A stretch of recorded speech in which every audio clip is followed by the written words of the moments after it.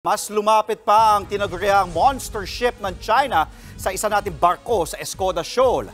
Ayon sa Philippine Coast Guard, posibleng ipinadala ang pinakamalaking barko ng China para lang manakot.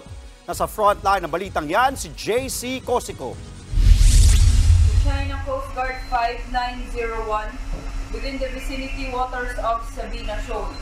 This is Philippine Coast Guard vessel BRP Teresa Magbanwa, MRRV 9701. You are within the Philippine Exclusive Economic Zone. What is the intention of your small boat? Over. Inisnab lang ng monster ship ng China ang radio challenge na yan ng Philippine Coast Guard. Mag-aalas 9 ng umaga kahapon sa Escoda Shoal sa West Philippine Sea.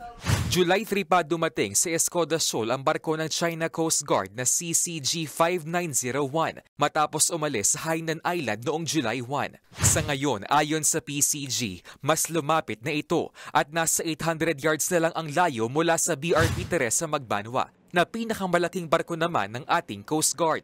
Tingin ng PCG, nananakot lang ang monster ship ng China. They are not responding to our question as to their intention, but what they are saying is that what they are doing is a legitimate operation since they have sovereignty over these waters. Pero alam naman natin na wala silang sovereignty dito. This was already decided by the arbitral award.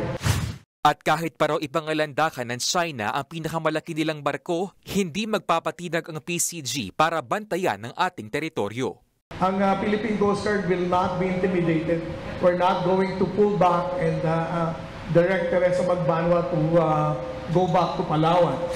Higit 2 buwan na nakadeploy sa Escoda Shoal ang BRP Teresa Magbanwa. Matapos ang mga ulat na nagtatambak umano ng corals ang China na posibleng simulan ng reclamation activities nila. Nauna nang ipinag-utos si Pangulong Bongbong Marcos na pahupain na ang tensyon sa West Philippine Sea. Nagkasundo rin ang Pilipinas at China na magkaroon ng dialogo, pero ang Coast Guard pinalagan ang panibagong pahayag ng China na ilegal ang resupply mission sa BRP Sierra Madre nitong June 17.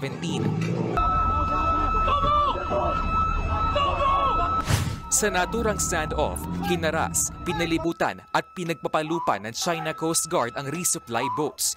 Isang sundalo pa ang naputulan ng daliri.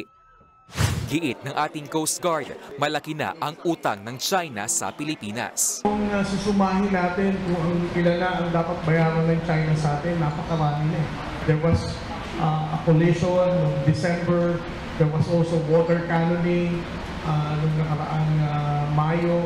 So, ang dami na nilang nagawa sa atin. Sa ngayon, wala pa naman daw Pilipinong nahuli o naharas ng China. Mula nang maging epektibo noong isang buwan, ang utos nitong hulihin ang mga trespasser sa kanila umanong teritoryo. Pero nakahanda naman daw ang PCG para dito. Our Coast Guard vessels are all in standby. If ever there will be reported incidents, then the Philippine Coast Guard will situate na mapupuntahan natin yung mga areas na sinasabing hinaras ang ating mga mines ng Pilipinas. Nagbabalita mula sa frontline, JC Cosico, News 5. Mga kapatid, Andre Felix po. Iba na ang may alam at may pakialam sa panahon ngayon.